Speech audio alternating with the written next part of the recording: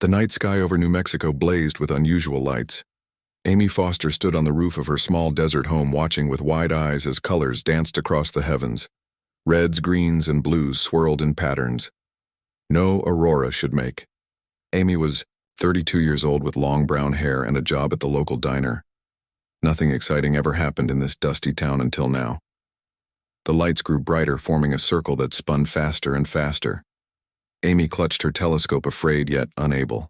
To look away, a beam shot down from the center of the circle, touching the desert floor about a mile from her home. Amy grabbed her truck keys. This was too important to miss whatever was happening. She had to see it up close. She jumped into her old pickup and drove toward the light, kicking up dust on the dirt road as she got closer. She saw it, the unmistakable shape of a craft unlike anything human made.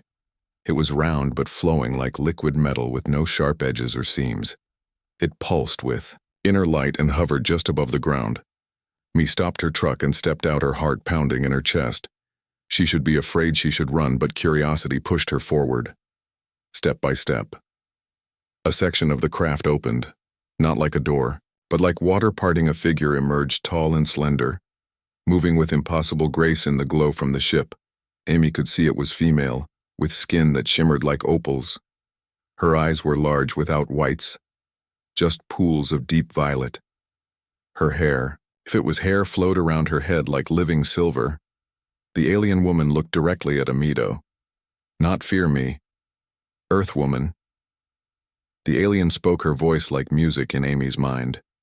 I am Kalara of the Stellar Sisterhood. We come seeking refuge. Amy struggled to find her voice, refuge from what. Kalara moved closer. Her movements fluid like a dancer. The darkness between stars grows hungry.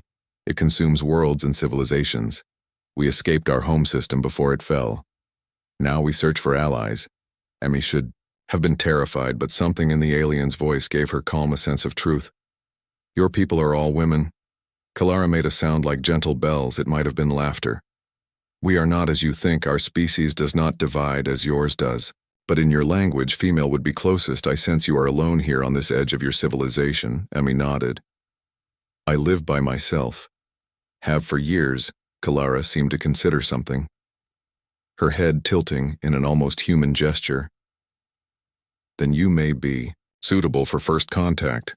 Less disruption to your social bonds. Before Amy could ask what that meant, the ground rumbled. Black helicopters appeared over the ridge, their spotlights scanning the desert floor. Your military comes.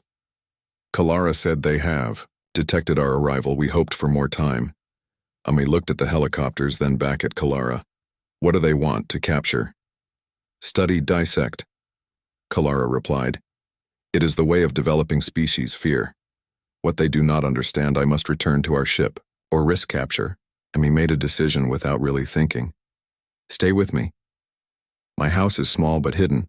They won't look there. Kalara studied her with those violet eyes. You would shelter me? Amy shrugged.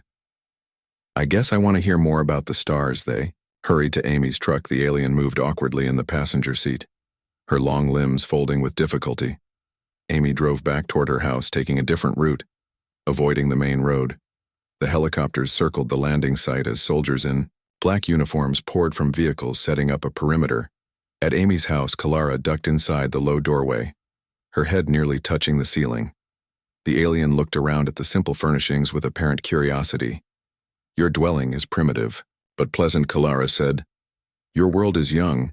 Amy offered her a seat on the couch. Tell me about your home. Kalara made a gesture with her long fingers, and suddenly, the living room filled with a holographic image of a world with 3 moons and rings. Like Saturn, the cities glowed with crystal towers and flowing architecture. Our world was called Lyriana, 3rd planet of the star you call Altair. We lived in harmony with nature and technology for 10,000 years until the darkness came. The image changed, showing a creeping shadow moving across the beautiful world, consuming everything it touched. The Void Hunters found us without warning. Kalara continued. They feed on life force and technology. They cannot be reasoned with, only fled from. Me watched in horror as the holographic world was engulfed in darkness. How many of your people escaped? Kalara lowered her hand, the image fading. 3 ships, 9,000 sisters we separated to find potential allies across the galaxy. I was sent to your world because our scouts detected compatible biology. Compatible for what Amy asked. Before Kalara could answer, there was a loud pounding at the door. Open up, government agents. We know you're in there. Kalara stood, her eyes wide. They have tracked. Shosmi grabbed the alien's arm. There's a cellar under the kitchen floor. Follow me. They slipped into the kitchen. Amy pulled back the rug, revealing a trap door. Just as the front door burst open, she helped Kalara down into the dark space, closing the door and replacing the rug seconds before Boots stomped into the kitchen. Amy stood trying to look normal as 3 men in black suits entered. Guns drawn, Mom. One said, "We've detected an unusual radiation signature in this area. Have you seen anything strange tonight?" Mai shook her head. Just some weird lights. I thought it was a meteor shower. The agent studied her face. Have you been alone all evening? Yes, Amy said, trying to keep her voice steady. Just me and my cat. The agent searched the house, opening closets, checking rooms. Amy held her breath when one walked across the kitchen floor directly above the hiding spot. But they found nothing. After 20 tense minutes, they left with warnings to report anything unusual.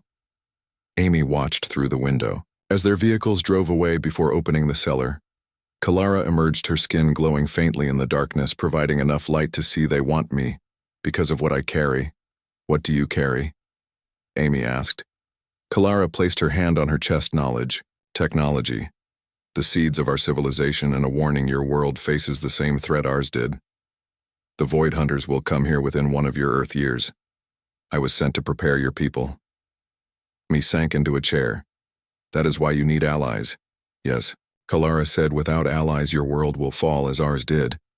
We have technology that might help, but we need resources, sanctuary, and compatible biology. Compatible biology, Amy repeated. What does that mean?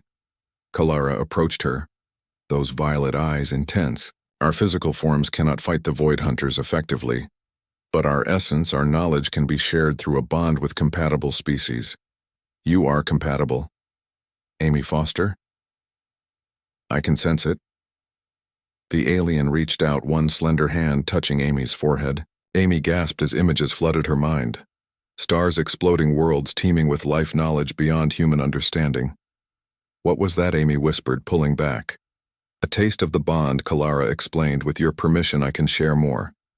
Our minds can connect. You would retain your identity, but gain our knowledge, our abilities together. We might save your world. Amy stared at the alien. Her whole life had been ordinary, predictable. Now this being from beyond the stars offered her something extraordinary. Dangerous, yes, but also wondrous. Would it hurt, she asked. Kalara made that bell-like sound again. Birth always brings some pain, but then comes new life, new possibility. You would be first of your kind, a bridge between our people. Outside, the night had grown quiet, stars visible through Amy's window. Kalara pointed to one particularly bright star. There is my home. Was my home, now it exists only in memory. She said, will you help me ensure Earth does not share its fate? Amy looked at the star, then back. At Kalara, I need time to think. Of course, Kalara said. But time grows short for both of us. The authorities will return with better equipment, and the Void Hunters draw closer each day. I nodded, understanding that whatever she decided, nothing would ever be the same again. Light exploded behind Amy's eyes as her mind connected with Kalara's. She saw stars being born, galaxies spinning, the rise and fall of civilizations across countless worlds. She experienced the history of the stellar sisterhood, their art, music, philosophy, science, all rushing into her consciousness in a torrent of information. She felt herself falling yet rising simultaneously. Her body seemed distant, unimportant, compared to the vastness of what she was experiencing. Kalara was there, guiding her, a presence of calm in the storm of knowledge. Do not try to grasp everything at once, let it flow through you. It will settle in time. Amy felt her consciousness expanding beyond the limits of her human mind. She saw the Void Hunters for the first time, not as Kalara had described them, but as they truly were, entities of negative energy that existed partly in dimensions humans could not perceive. They consumed life force technology, energy, leaving nothing behind. She understood now why they could not be fought with conventional weapons. They existed outside normal physics. normal reality. After what seemed like eternity but might have been minutes, the flood of information slowed. Amy found herself back in her body, kneeling on the cave floor. Kalara, supporting her. Breathe, Kalara instructed. Your mind is adjusting. Amy gasped, feeling as if she'd run a marathon. Her entire body tingled with new energy, her senses heightened. She could feel the air molecules against her skin, hear the heartbeats of small animals outside the cave, smell the mineral composition of the stone walls. What happened to me? She whispered, her own voice sounding strange in her ears. The bond is complete, Kalara said. You now carry the knowledge of my people, access to our abilities. It will take time to learn control. Amy looked at her hands. They seemed to glow faintly from within, like Kalara's skin, but subtler. I feel different, stronger. You are different, Kalara confirmed. Your DNA is being rewritten gradually. Your cellular structure enhanced. You will live longer, heal faster, think more clearly. I stood surprised at how easily she moved her body. Felt lighter, more responsive. Look, she said. Pointing to the cave entrance, soldiers had found the clearing and were examining the cliff face with equipment. They cannot see the entrance. Kalara explained. The sanctuary is phase shifted slightly out of alignment with your dimension, but they have devices that detect energy anomalies. They will find us eventually. I concentrated, focusing on the soldiers. Suddenly, she could hear their conversations as clearly as if she stood among them. Colonel, the energy readings are off the charts in this area. One said the alien must be nearby. Keep searching.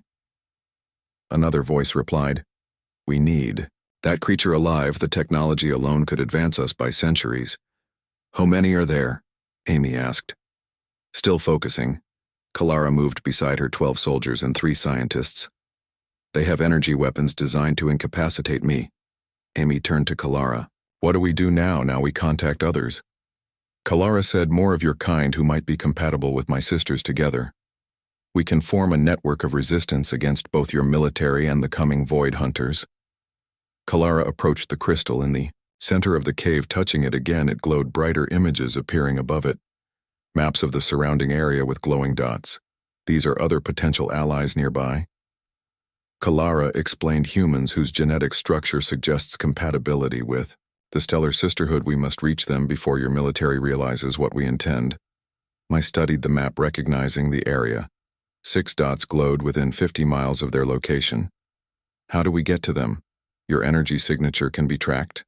Kalara turned to Amy. That is where your new abilities will help you. Can now mask my presence, extend your consciousness around us like a shield. Amy frowned. Not understanding, how can I do that? Kalara took her hands again. Close your eyes.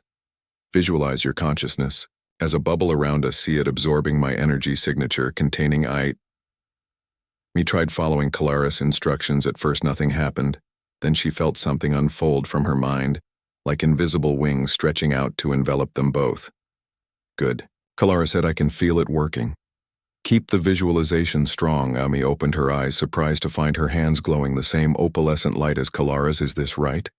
Perfect.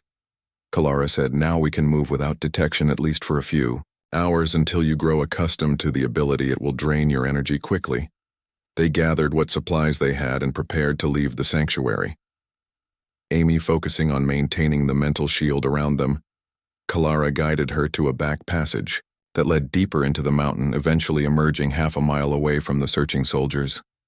The night was fully dark now, stars brilliant overhead. They moved through the forest, keeping to shadows. Amy marveling at how clearly she could see. In the darkness, another new ability. Who is closest? Kalara asked. Amy consulted the mental map she now carried in her mind. A woman named Beth Lane lives 10 miles south. She works as a librarian. Kalara nodded. We should reach her before dawn if we move. Quickly, as they walked, Amy practiced with her new abilities, discovering she could sense wildlife before seeing it. Hear conversations from distant cabins. Even feel the electromagnetic fields from power lines miles away. It is overwhelming, she admitted. To calibrate will become natural in time. Kalara assured her, your brain is rewiring, creating new pathways to process the information. My people evolved these senses over thousands of generations. You are experiencing them all at once. I thought about the soldiers. What will happen when the military realizes what we're doing? Kalara's expression grew serious. They will try to stop us. They fear what they do not understand. And they would rather possess our technology than use it to save your world. They reached a road and followed it, keeping to the tree line until they saw lights from a small town in the valley below. Beth Lane lives on the edge of town, Kalara said in a blue house near the library. According to the information from the crystal, they approached cautiously, Amy extending her senses to check for military presence. The town seemed quiet. Just normal residents in their homes. Beth's house was small but well kept, with flower gardens and wind chimes. A single light burned in a back room. Do we approach her? Amy asked. She might panic if we just knock on her door. Kalara considered. We must be honest but careful. I can project a calming influence while you explain. They approached the back door. Amy knocked softly after a moment. A woman answered, mid-30s, with short blonde hair and glasses. She looked startled to see strangers so late. Can I help you? She asked, hand hovering near what Amy sensed was a phone ready to call for help. Beth Lane, Amy said, keeping her voice gentle. We need to talk to you about something important, something about the stars and a coming danger. Beth frowned. How do you know my name? Kalara stepped into the light, her alien features clear in the porch light. Beth's eyes widened in shock, but before she could scream, Kalara made a gentle gesture and calm seemed to wash over the librarian. We mean no harm. Kalara said, we need your help to save your world. Somehow Beth allowed them inside, though she kept looking at Kalara with a mixture of fear and fascination. What are you? She finally asked. I am Kalara of the Stellar Sisterhood. Amy is my human bond partner. We have come because you are genetically compatible with one of my sisters. Amy explained everything while Kalara maintained a calming presence. The Void Hunters, the need for human allies. The bond that Amy had accepted. Beth listened, her initial fear gradually replaced by curiosity when Amy demonstrated some of her new abilities, lifting a book with her mind and sensing the contents of closed drawers. Beth gasped. This is real, isn't it? Yes, Amy said. And we don't have much time. The military is hunting us and the Void Hunters will send scouts within months. Beth sank into a chair. This is a lot to process. Why me? You have a rare genetic marker, Kalara explained, one that allows compatibility with my kind. Not all humans have this, only perhaps 1 in 10,000. And if I agree to bond with one of your sisters, what happens? Beth asked. Kalara produced another glowing orb similar to the one she had shown Amy. This contains the essence of my sister Lyria. She awaits your decision.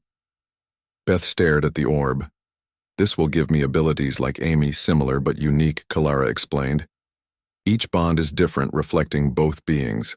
My sister specializes in knowledge systems, what you would call library science and data management. Beth laughed softly. A librarian alien for a librarian human. How fitting. She reached for the orb, then hesitated, looking at Amy. Does it hurt? Amy nodded honestly. Yes, at first it feels like your mind is being torn open and rebuilt, but then clarity, like you've been seeing through foggy glass your whole life and suddenly everything is crystal clear. Beth took a deep breath and nodded. I will do it. Kalara placed the orb in Beth's hands. It glowed brighter, sinking into her skin. Beth gasped, then collapsed, Amy catching her as she fell. The process has begun. Kalara said it will take approximately 1 hour for the initial bond to form. We should secure the house, in case we were followed. Amy nodded, helping Beth to the couch, then moving through the house, closing curtains and locking doors, using her enhanced senses to check for any threat outside. The town remained quiet, but Amy could feel something, a distant disturbance in the electromagnetic field. She focused her new awareness. They know we're here. She told Kalara, military communications about 10 miles away. They're mobilizing, heading this way. How many?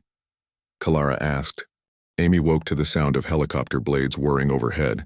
She jumped from bed to find Kalara standing by the window, her silver hair flowing without wind, her skin glowing brighter than before. They search in a pattern. Kalara said, her voice calm. They will find us by midday. Amy peeked through the curtains, counting 4 black helicopters circling the area. They were getting closer with each pass. We need to leave. Amy said, grabbing a backpack and stuffing it with clothes and supplies I have. A friend with a cabin in the mountains, we can go there. Kalara tilted her head. Mountains would shield some of my energy signature. It may work temporarily. I grabbed her truck keys but paused, looking at Kalara. The alien was too distinctive, her glowing skin and flowing silver hair would be spotted immediately. You need a disguise, Amy said, digging through her closet. She found a long coat with a hood and handed it to Kalara, along with sunglasses and gloves. Kalara put on the items awkwardly. The coat, too short for her tall frame, but it covered most of her unusual features. They slipped out the back door, keeping low as they made their way to Amy's truck. The helicopters were focused on the north side, giving them a chance to escape to the south. As they drove away, Amy saw military vehicles approaching her house in the rearview mirror. They had gotten out just in time. What will they do when they find us gone? Amy asked. Kalara adjusted the hood covering her face. They will track us. They have devices that can detect my energy signature. I can mask it partially, but not completely. We have perhaps 6 hours before they locate us again. Me pressed harder on the accelerator, heading for the mountain roads that led to her friend's cabin. The cabin belonged to Susan Kelly, Amy's college roommate who now worked in California, rarely using the remote property. It was off-grid with solar power and a well perfect for hiding. As they drove, Kalara told Amy more about the Void Hunters. They are not truly alive. As you understand it, she explained, they exist partly in dimensions beyond your science. They feed on energy, life force, and technology, consuming worlds from within, leaving only empty husk. So do we fight something like that? Amy asked, alone. You cannot. Kalara said, that is why the Stellar Sisterhood searches for allies. Our combined knowledge and technology might create a defense. But we need time, resources, and compatible hosts. I glanced at the alien host. That word bothers me. It sounds like possession. Kalara made a gesture that seemed apologetic in your language. All words are imprecise. What we offer is a sharing, not a taking. You would remain yourself, but with access to our knowledge, our abilities. In turn, we would survive through you. They reached the mountain road winding higher into the pine forest. The cabin was another 20 minutes up the mountain when Amy noticed a roadblock ahead. Military vehicles and soldiers checking cars. Amy slowed. Turn around, Kalara whispered. They will recognize me even in this disguise.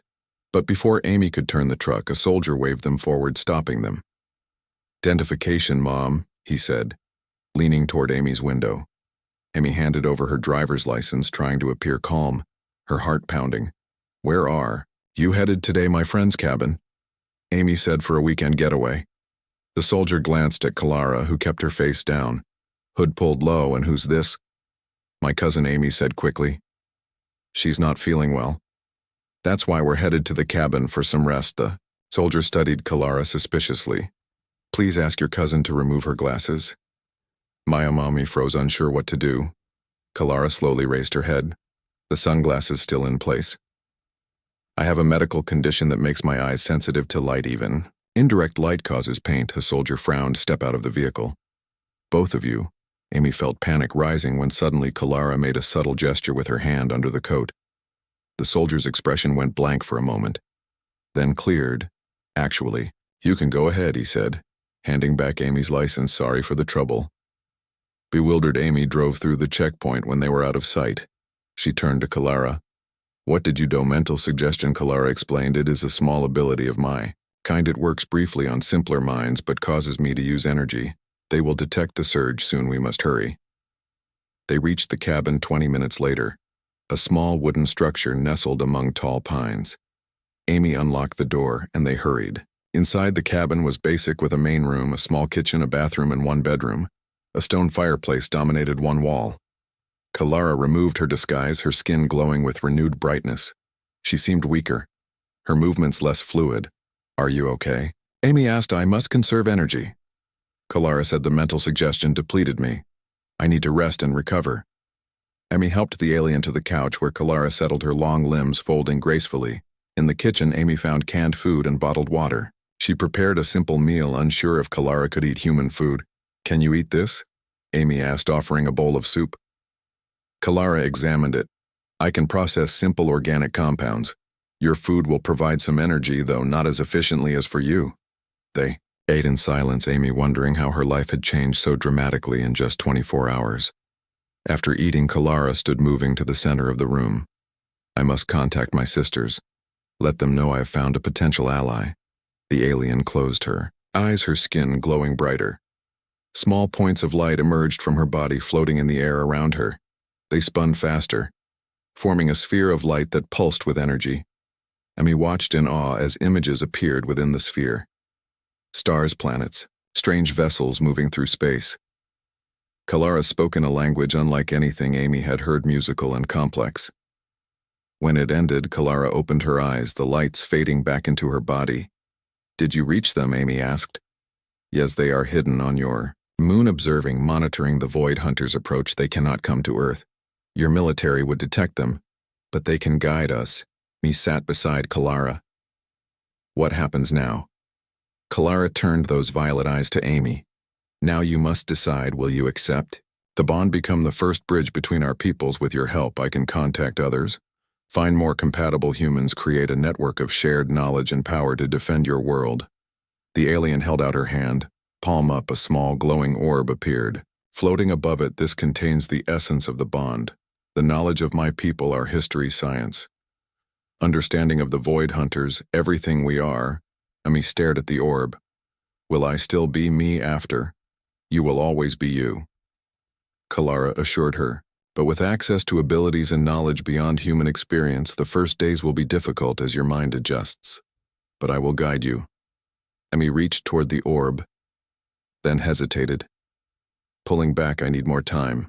Kalara closed her hand. The orb, disappearing of course, but we have little time. Your military searches for us and the Void Hunters grow closer. Soon they will send advanced scouts to prepare your world for consumption. We walked to the window, looking out at the forest. Night was falling, the first stars becoming visible. She thought about her simple life at the diner. Her small house, her ordinary existence. Was she ready to leave that behind? A sudden noise outside caught her attention. Headlights on the dirt road leading to the cabin. "They found us," Amy said, turning to Kalara. The alien stood. "They are faster than I anticipated. We must leave now." I grabbed her backpack. "There is a path behind the cabin. It leads deeper into the mountains." They slipped out the back door as vehicles pulled up to the cabin. Amy led Kalara along a narrow trail illuminated only by the alien's soft glow and the half moon overhead. They heard voices shouting orders behind them. The sweep of flashlight beams through the trees. Kalara suddenly stopped, clutching at her chest. "They are using energy disruptors, targeting my biological signature. It is painful but not fatal." Yetami took the alien's arm, helping her move forward up the steep trail. The sounds of pursuit growing closer. After an hour of climbing, they reached a small clearing with a sheer cliff face on one side. "We are trapped," Amy said, looking around frantically for an escape route. Kalara placed her hand on the rock face. "There is a cave here concealed." She pressed her palm against the stone and it seemed to shimmer, revealing a narrow opening. "Follow me." Inside, the cave extended deep into the mountain, surprisingly smooth-walled. Not natural, Amy realized as Kalara led her forward. The alien's glow providing light. "This is not a natural formation," Amy said. Kalara nodded. "One of my sisters was here centuries ago, preparing safe locations across your world. This is a sanctuary created with our technology." The cave widened into a large chamber with strange markings on the walls and floor. In the center was a raised platform with a crystal formation. Kalara approached the crystal, touching it gently. It began to glow, illuminating the chamber. "We will be safe here temporarily. The walls contain materials that block my energy signature from detection." Emi examined the ancient alien technology. "Amazed. How long have your people been visiting Earth?" "We have observed your world for 50,000 years, Kalara said. "Since your species first showed potential, we watch many worlds, those that might someday join the galactic community, or those that might face the Void Hunters." Outside, they could hear faint voices. The search party was near the cliff, but hadn't found the hidden entrance yet. Kalara turned to Amy. "I must ask, again, will you accept the bond? The military will eventually find this place and my energy fades in your atmosphere. Without the bond, I cannot survive here much longer." Emmy looked at the alien woman, felt the weight of the decision, the fate of two species perhaps resting on her answer. If I say yes, what happens first? Amy and Kalara worked quickly to prepare Beth's house for the coming assault. Amy discovered she could move objects with her mind, though the ability was new and unstable. She managed to barricade windows and create defensive positions. Kalara worked with the home's electrical system, her hands glowing as she modified the wiring. "What are you doing?" Amy asked, creating a temporary energy field. Kalara explained, "It will disrupt their communications and scanning equipment. Buy us a few more minutes." Amy focused her enhanced senses outward, tracking the approaching military vehicles. They were 8 minutes away and moving cautiously. Beth remained unconscious on the couch, her body glowing brighter as the bond formed. Occasionally she would murmur words in the musical language of the Stellar Sisterhood. "Is this normal?" Amy asked, concerned. Kalara nodded. "She communicates with Lyria. They share memories, knowledge. Soon she will awaken with new awareness as you did." Amy felt a tingle at the base of her skull, a new sense activating. "They have deployed drones, small flying devices with cameras." Kalara moved to the kitchen sink, filling a bowl with water. She touched the surface and the water began to glow. "See through my eyes," she said. Amy looked into the glowing water, amazed to see images form, aerial views of the house and surrounding area from the perspective of the military drones. There were 4 of them circling the property. "Can you disable them?" Amy asked.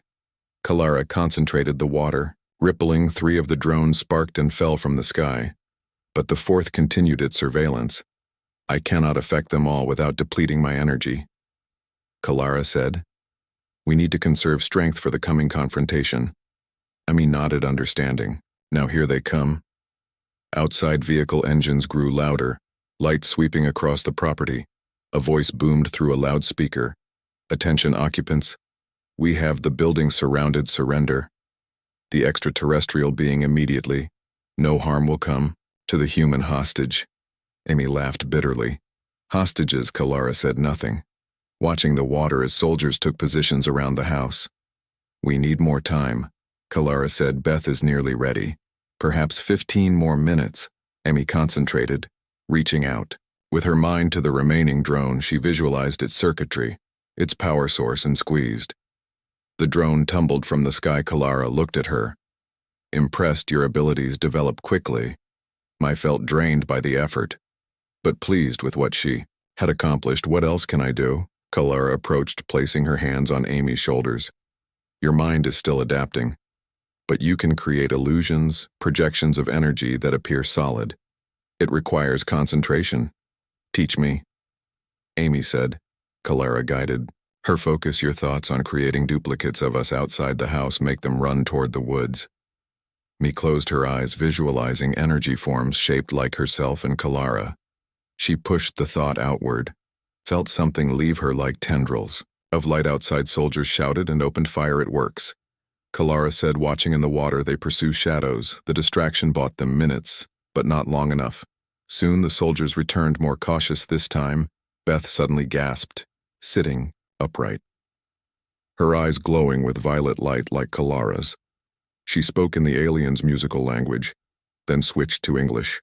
"I understand now," she said, her voice containing new harmonics. "The Void Hunters, the Stellar Sisterhood, everything." Kalara helped her stand. "Welcome, sister. The bond is complete." Beth looked at her hands, which glowed faintly. "I feel the knowledge flowing through me. Databases of information across galaxies, histories of 1,000 worlds." She turned to Amy. "We need to move. The others are waiting." "The others?" Amy asked. Beth nodded. 6 more sisters arrived on Earth, their essences contained in orbs like mine. They hide across the country, waiting for compatible humans to bond with. The loudspeaker outside blared again. "Final warning. Exit the building with hands visible, or we will use force." Amy, Kalara, and Beth gathered in the center of the living room. "What now?" Amy asked. Beth touched her temple, accessing new knowledge. "The house behind this one is empty. We can move through the backyards to reach it, then circle around to the west." Kalara nodded. "I can create a distraction, a pulse of energy that will temporarily disable their equipment. But before they could move, the front door, Exploded inward soldiers in heavy armor rushed. In weapons raised firing darts rather than bullets. Emmy reacted instinctively, throwing up a shield of energy. The darts bouncing off harmlessly, Kalara thrust out her hand, and 3 soldiers flew backward. More troops poured in from the back. Beeth grabbed, a lamp swinging it. But not with her hand, the object moved on its own, knocking down 2 soldiers. Emmy felt her power growing with the threat she pushed outward with her mind, sending furniture flying into the attackers. But there were too many. A dart struck Kalara's shoulder. The alien staggered, her light dimming. They hit me with a sedative, she warned, designed to affect my biology. Emmy caught her as she fell. Another dart hit Beth in the leg, and she collapsed against the wall. Amy stood alone, holding Kalara, creating a shield around them all as soldiers surrounded them. "Drop your defense," a man in a white lab coat ordered, stepping forward through the soldiers. "We don't want to hurt you." Amy held firm, her shield flickering as her energy drained. "What will you do to us?" "Study you," the man said. "And your alien friends learn about the technology, the bonding process." Amy felt anger rising. "These beings came to help us save our world, and you hunt them like animals." The scientist stepped closer. "Fascinating. You believe them? Tell me, how does the bond feel? Has it altered your consciousness?" Amy ignored his questions, concentrating on maintaining the shield around her friends, but her strength was fading. Untrained in her new abilities, she could not hold it much longer. Suddenly, the house lights flickered. The soldiers' communications devices sparked. The scientist looked around in confusion. "What's happening?" Amy felt it before she saw it. A wave of energy approaching fast from the east, powerful and controlled. She smiled. "They found us." "What?" the scientist demanded. "Who found you?" The house walls seemed to phase out of reality, becoming transparent, then solid again.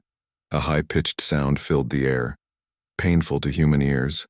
The soldiers clutched their heads. Dropping weapons, through the front door walked a woman, tall, confident, with glowing skin and eyes like Kalara's, but golden rather than violet. Her hair was human but moved like Kalara's. "Living silver, greetings, Amy Foster," she said in a musical voice. "I am Commander Eileen Clark of the Stellar Alliance, formerly Captain Clark of your Air Force, now bonded with Samara. High Sister of the Stellar Sisterhood." The soldiers, still conscious, raised their weapons, but with a gesture Eileen froze them in, placed not their bodies but time itself around them. They stood like statues. "I apologize for arriving late," Eileen said, approaching Amy. "The military has been tracking all potential bond sites. We had to be cautious." Amy let her shield drop, exhausted. "How did you find Celine?" "Smiled. You called to us. Your mind reached out when in danger. All bonded pairs can sense each other across great distances." She knelt beside Kalara, touching her forehead. "The dart will not harm her permanently. She will recover." She moved to Beth, examining her. "The bond is new but strong. She too will recover." Amy stared at Eileen. "How many of you are there already bonded?" Eileen helped Amy to her feet. 12 pairs formed over the last month. We move carefully, building our network before the government realizes what is happening." "What about the Void Hunters?" Amy asked. Eileen's expression darkened. "Their scout ships approach. Even now they will reach Earth orbit within 2 weeks. Sooner than we anticipated. We must accelerate our plans." Amy looked at the frozen soldiers. "What will happen to them?" Eileen considered. "They are following orders, not evil. We will remove their memories of this night. Replace them with confusion, a sense of mission failure. They will remember a gas leak, an evacuation, nothing more." With another gesture, Eileen unfroze time. But the soldiers now looked confused, disoriented. The scientist blinked several times. "What was I saying?" he mumbled. Eileen guided Amy to Kalara and Beth, helping them up. "We must leave. Now my ship waits nearby." "Ship?" Amy asked. Eileen smiled. "A human military helicopter acquired and modified with our technology. The pilot is another bonded pair. They believe we are conducting a classified operation." They carried Kalara and Beth outside, through the back door, avoiding the confused soldiers, through the yards, just as Beth had suggested earlier. A black helicopter waited in a field, its rotors turning silently. Once aboard, Eileen introduced the pilot, Nancy Wong, her eyes glowing blue, like her alien partners. "Where are we going?" Amy asked as the helicopter rose. Eileen looked west to the mountains. "We have a sanctuary, a former military bunker repurposed for our needs.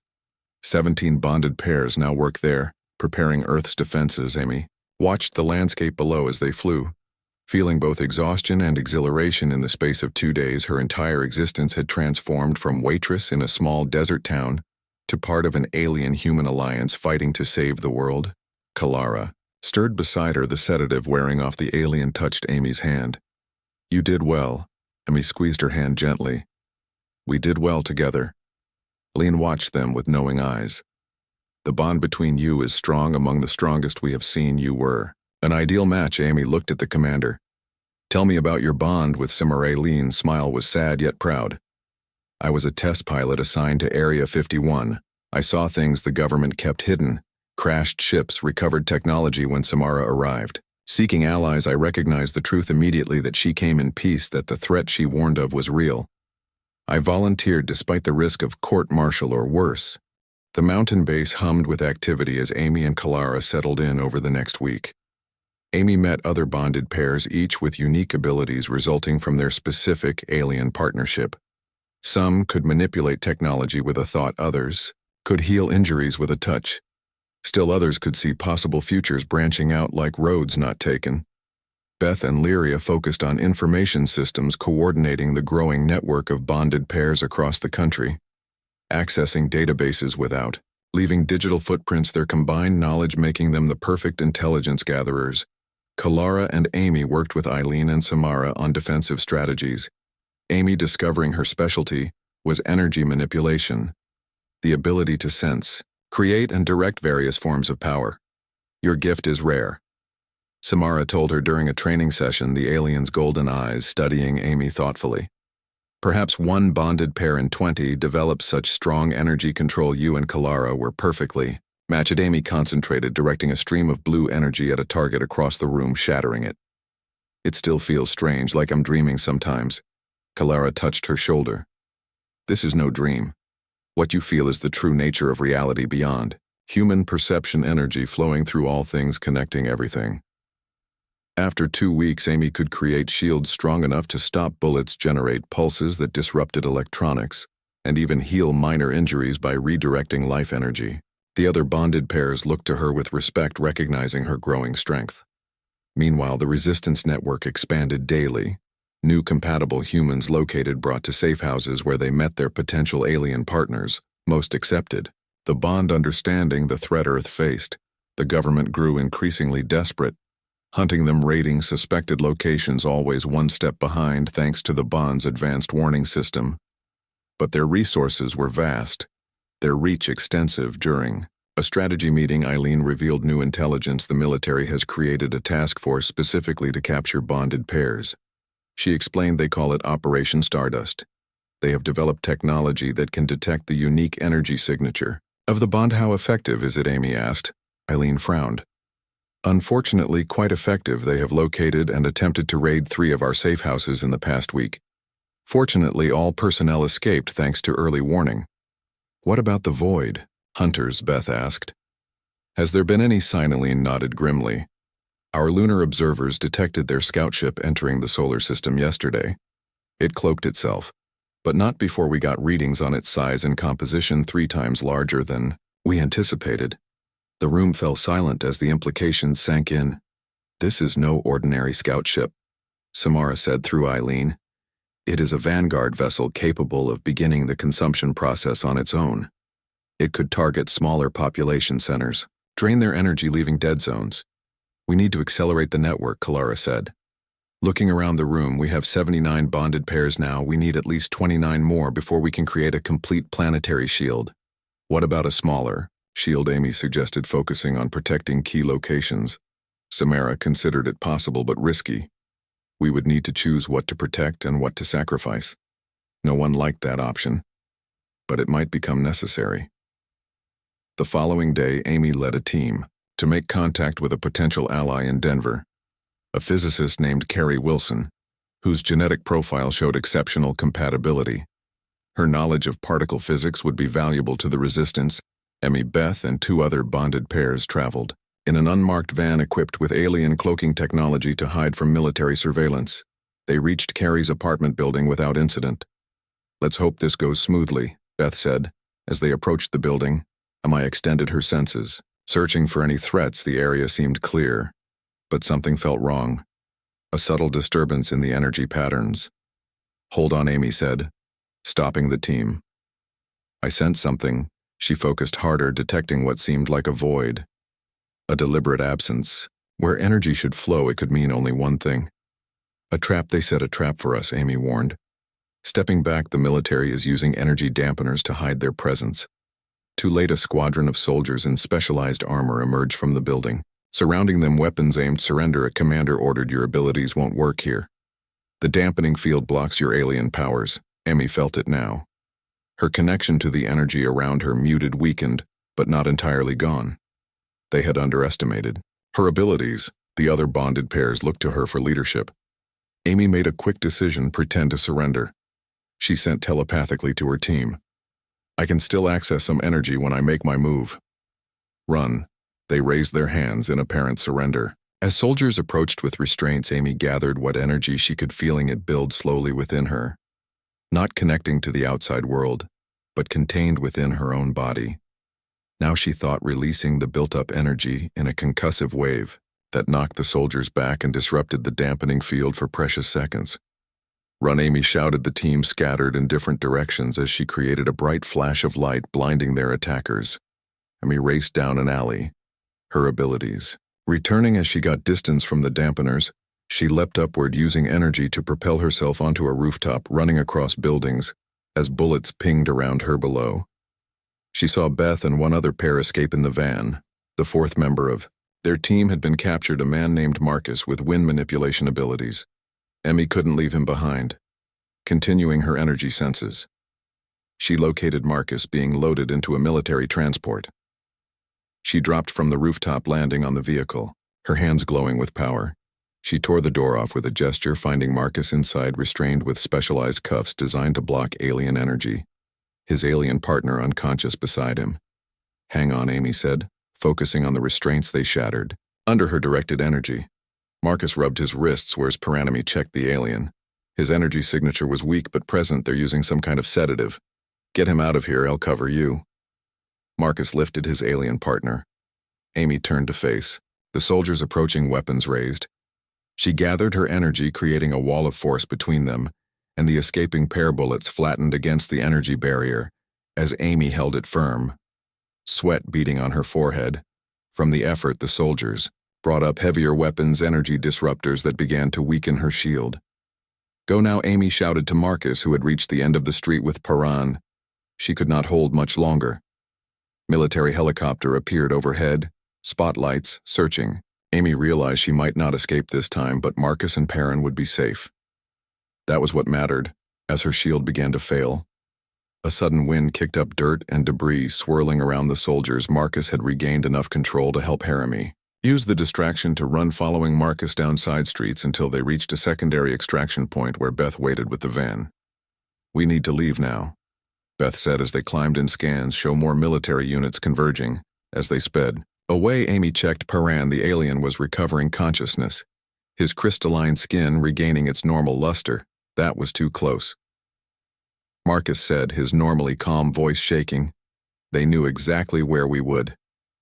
Beamy nodded grimly. "Someone is feeding them information. We have a traitor back at the mountain base." They reported the ambush to Eileen, who called an emergency meeting of the resistance leadership. "The attack confirms our fears," Eileen said, looking around the room. "Operation Stardust has been escalated. They are using new technology specifically designed to counter our abilities, and they knew exactly where we would be." Amy added, "Someone is providing them with inside information." Murmurs spread through the room, bonded pairs looking at each other with suspicion. "Let us not turn against each other," Simura said through Eileen. "That is what the Void Hunters would want. Division, fear, mistrust. We will investigate this breach carefully." After the meeting, Kalara found Amy alone, staring at sensor readings from the lunar observation post. "You are troubled," Kalara said. Amy nodded. "The Void Hunter ship, it changed course. It's heading directly for Earth. Now no attempt to conceal itself." Kalara studied the readings. "They grow confident. They sense our disarray." Amy turned to her partner. "We need more time. The network isn't ready. Kalara touched the display, bringing up a star map. The Void Hunter's ship will reach Earth orbit in 3 days at current velocity. Amy felt despair threatening to overwhelm her 79 bonded pairs against a Void Hunter Vanguard ship. It wasn't enough. Kalara sensed her emotions through their bond. Do not lose hope. Remember what I told you? When we first met, the Void Hunters have never faced a prepared world. Amy nodded, remembering, but also never failed to consume a world they targeted. What can we do? Kalara's expression became determined. We go to them before they reach Earth. Amy stared at her. What do you mean? We have been building defenses, planning to react when they arrive. Kalara explained. But there is another option: attack them while they are vulnerable in transit, before they can establish their consumption fields. Eileen and Samara entered, having overheard the conversation. That would require a ship. Samara said, we have none capable of reaching Orbitamy. Thought for a moment. What about the original ships that brought you to Earth, the ones hidden on the moon? Kalara exchanged looks with Samara. It would be risky. The ships were damaged during our journey here. That is why we separated, sending our essences to Earth in capsules, while our sisters remained with the vessels attempting repairs.